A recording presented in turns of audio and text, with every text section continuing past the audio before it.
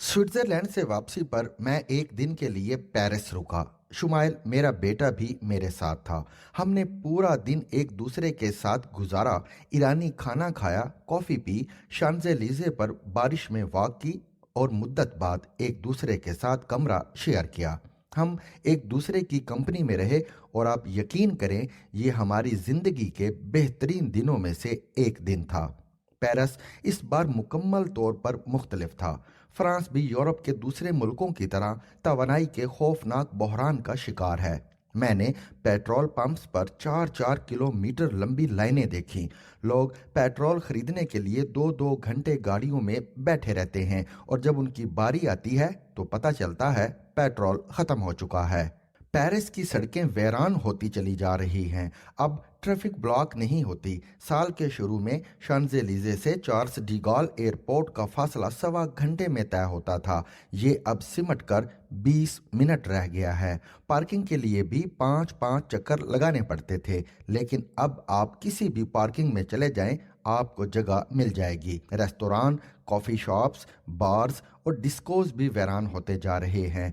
Paris के आधे से ज़्यादा रेस्तोरां बंद हो चुके हैं और हुकूमत संजीदगी से दिन 12 बजे से 2 बजे तक 2 घंटे लोड शेडिंग या इंटरनेट बंद करने की प्लानिंग कर रही है। हुकूमत के सर्वे के मुताबिक लंच टाइम के वक्त लोग दफ्तरों में कंप्यूटर और लाइट्स ऑन छोड़ जाते हैं, जिससे बिजली के निज़ाम पर दबाव पड़ता है। लिहाजा अगर 12 से 2 बजे तक लोड शेडिंग कर दी जाए तो बिजली की 30% बचत हो जाएगी। दूसरा, 7.5 करोड़ आबादी के घरों में 3.5 करोड़ इंटरनेट डिवाइसेस हैं। हुकूमत अगर दिन में 2 घंटे के लिए इंटरनेट बंद कर दे तो भी बिजली की 40% बचत होगी, क्योंकि इस दौरान इंटरनेट डिवाइसेस, टेलीविजन और स्मार्टफोन्स बंद हो जाएंगे और यूं बिजली बच जाएगी। हुकूमत 2022 की सर्दियों को खौफनाक सर्दी भी डिक्लेयर कर रही है। क्योंकि इस साल हुकूमत आवाम को गैस फराहम नहीं कर सकेगी और यूं आधे मुल्क के हीटिंग सिस्टम बंद हो जाएंगे। मुल्क में इस वक्त जलाने की लकड़ी, इलेक्ट्रिक ब्लैंकेट्स, मिट्टी का तेल और मोमबत्तियां नापैद हो चुकी हैं। लोगों ने एहतियातन टॉर्च खरीद ली हैं। खुराक का जखीरा भी किया जा रहा है और लोग घरों में ऐसे कमरे भी बना रहे हैं जहां सर्दी से ज्यादा बचा जा सकता है। बिजली, गैस और पेट्रोल की कीमतों में बेतहाशा इजाफा हो चुका है। आम छोटे से घरों में बिजली का बिल 40 यूरो से 200 यूरो और गैस 60 यूरो से 150 यूरोस हो चुकी है। रेस्तोरां बंद हो रहे हैं और फास्ट फूड के बिजनेस में इजाफा हो रहा है। टमाटर 90 सेंट से 3.5 यूरो किलोग्राम है। आटा और कुकिंग ऑयल मिल नहीं रहा। प्राइवेट ट्रांसपोर्ट के किराए 3 गुना बढ़ चुके हैं। पब्लिक ट्रांसपोर्ट पर दबाव में इजाफा हो गया है और गाड़ियों की खरीदो फरोख्त तकरीबन बंद हो चुकी है। बैंकों ने भी घरों और कमर्शियल प्रॉपर्टीज के लिए लोन देना बंद कर दिए हैं। बेरोजगारी भी बढ़ रही है। कंपनियों ने आधे से ज्यादा मुलाजमीन निकाल दिए हैं। स्ट्रीट लाइट्स और हाईवे की लाइट्स बंद रहती हैं और सरकारी दफातर भी अंधेरे में डूबे रहते हैं। लेकिन आप कौम का कमाल देखें, हालात की इतनी खराबी के बावजूद मुल्क में किसी जगह मुजाहरा हुआ और ना किसी ने हुकूमत की टांग खींची।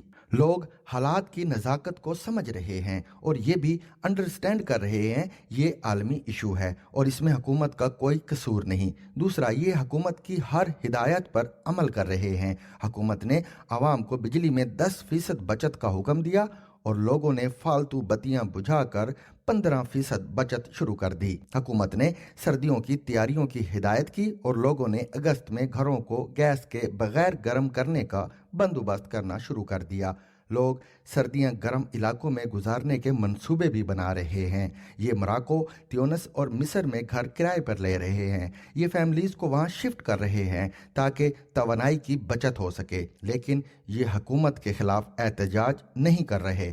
आप यकीन करें, पाकिस्तान में आज भी यूरोप के मुकाबले में महंगाई, पेट्रोल, गैस और बेरोजगारी कम है। रिसेशन ने जितना यूरोप को तबाह किया, हम उसका तसव्वुर भी नहीं कर सकते। लिहाजा अल्लाह का शुक्र अदा करें और सब्र करें। यहाँ कम अज कम लाइनें नहीं लगी हैं, जबकि यूरोप में टैक्सी के लिए भी लंबी कतारें शुरू हो चुकी हैं। मैं शुमाइल को रुखसत करने के लिए चार्ल्स डी गॉल एयरपोर्ट आया। पीआईए जॉर्डन सिविल एविएशन का जहाज चार्टर करके पेरिस से 15 दिन बाद एक फ्लाइट चला रही है। मैं वहां पहुंचा तो लोग एयरपोर्ट पर खड़े होकर सिविल एविएशन के साबिक वफाकी वजीर गुलाम सरवर खान और मौजूदा वजीर ख्वाजा साद रफीक को बद्दुआएं दे रहे थे। पीआईए को भी गाली पड़ रही थी। गुलाम सरवर खान ने 24 जून 2020 को कौमी असम्बली में फरमाया था, पाकिस्तान के 30% पायलट्स की डिग्रियां और लाइसेंस जाली हैं और उनमें से ज़्यादातर ने अपने फ्लाइंग आवर्स भी पूरे नहीं किए। इस बयान ने पीआईए और पाकिस्तान सिविल एविएशन का जनाजा निकाल दिया। यूरोप, बरतानिया और अमेरिका ने फौरी तौर पर पीआईए की फ्लाइट्स पर पाबंदी लगा दी। पाकिस्तान के तमाम पायलट्स को भी ग्राउंड कर दिया गया। आज इस पाबंदी को 2 बरस और 4 माह हो चुके हैं। बरतानिया से हर माह 10 लाख मुसाफिर पाकिस्तान आते थे। हर हफ्ते 23 और माहाना 92 फ्लाइट्स थीं। पेरिस से भी हफ्ते में 3 फ्लाइट्स आती थी। ये रूट भी 2-2.5 लाख मुसाफिर इस्तेमाल करते थे, मगर गुलाम सरवर खान के एक खुदकुश हमले ने पीआईए तबाह कर दी। आप किसी दिन अगर सिर्फ एक सवाल का जवाब तलाश कर लें, हमारे वजीर के बयान का किसको फायदा हुआ, तो आप सारी कहानी समझ जाएंगे। गुलाम सरवर खान के खुदकुश बयान का फायदा टर्किश एयरलाइन, कतर एयरवेज और एमिरेट्स ने उठाया था। एक बयान ने पाकिस्तान के तमाम मुसाफिर एक दिन में इन एयरलाइंस की झोली में गिरा दिए और ये एयरलाइंस अब मुंह मांगे दाम लेकर भी मुसाफिरों को जलील कर रही हैं और फासले भी बढ़ रहे हैं। पीआईए जो टिकट लाख रुपए में देती थी, ये एयरलाइंस वो टिकट 2.5-3 लाख रुपए में बेच रही हैं और 6 घंटे का सफर भी 14 घंटों में तय होता है। लिहाजा फायदा किसको हुआ? सिविल एविएशन और पीआईए को अरबों रुपए का नुकसान हो गया, लेकिन हमने गुलाम सरवर खान को बुलाकर पूछने की जसारत तक नहीं की। पीआईए ने दिन रात एक करके ईएएसए यूरोपियन एविएशन सेफ्टी एजेंसी के 99% अहदाफ पूरे कर लिए हैं, मगर मामला सिविल एविएशन के हाथों में फंसा हुआ है। ये आज तक अपने एसओपीज फाइनल नहीं कर सकी। शायद ख्वाजा साद रफीक के पास इतना भी वक्त नहीं है।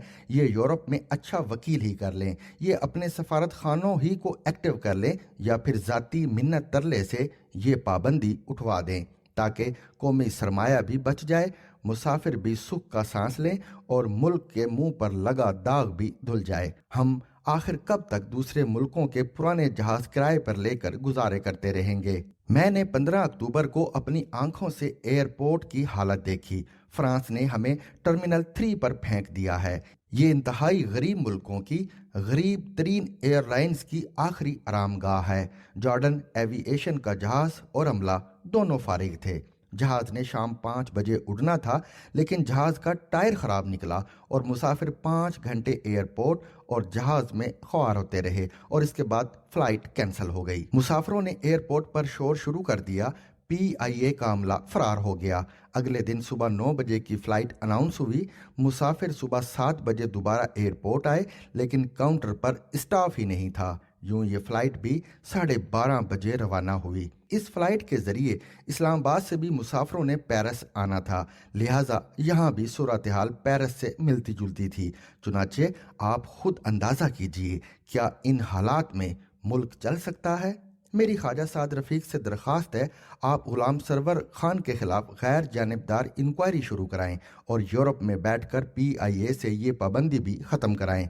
यूरोप में बेशुमार बाअसर मुहब्बे वतन पाकिस्तानी मौजूद हैं। ये एमपी भी हैं और आला सरकारी मुलाजमतों पर भी हैं। आप उनकी मदद लें, केस लड़ें, यूरोपियन सिविल एविएशन की शराइत पूरी करें और ये पाबंदी ख़त्म कराएं। मुल्क इन दागों के साथ सरवाइव नहीं कर सकेगा और अगर ये मुमकिन नहीं तो फिर पीआईए को हमेशा के लिए दफन कर दें, ताकि ये रोज़ रोज़ की बक बक ख़त्म हो। मेरी एक और दरख्वास्त भी है। फ्रांस में लुई पास्चर रिसर्च सेंटर है। ये हर साल सैकड़ों अमराज पर रिसर्च करता है। पाकिस्तान में हर किस्म के अमराज खौफनाक हद को छू रहे हैं। हम अगर पाकिस्तान में लुई पास्चर इंस्टीट्यूट की ब्रांच खोल लें तो हम इंटरनेशनल रिसर्च का हिस्सा भी बन सकते हैं और अमराज पर भी काबू पा सकते हैं। इंडिया में 1907 में पास्चर इंस्टीट्यूट बना था, लिहाजा भारत अपनी ज़रूरत की अद्वियात खुद तैयार कर रहा है। हम भी बड़ी आसानी से ये कर सकते हैं। فرینچ ایمبیسی ان معاملات میں بہت ہمدرد ہے، یہ پاکستان میں کام کرنا چاہتی ہے، آپ اس کی مدد لیں اور ملک میں لوئی پاسچر انسٹیٹیوٹ بنائیں۔ آخر یہ کام بھی تو کسی نے کرنے ہیں، کیا ان کے لیے بھی ہمیں نیا ملک بنانا پڑے گا اور دوبارہ جنم لینا ہوگا؟ To watch and listen to more informative videos and Urdu, English columns, subscribe to our YouTube channel. Zigzag News explores literature.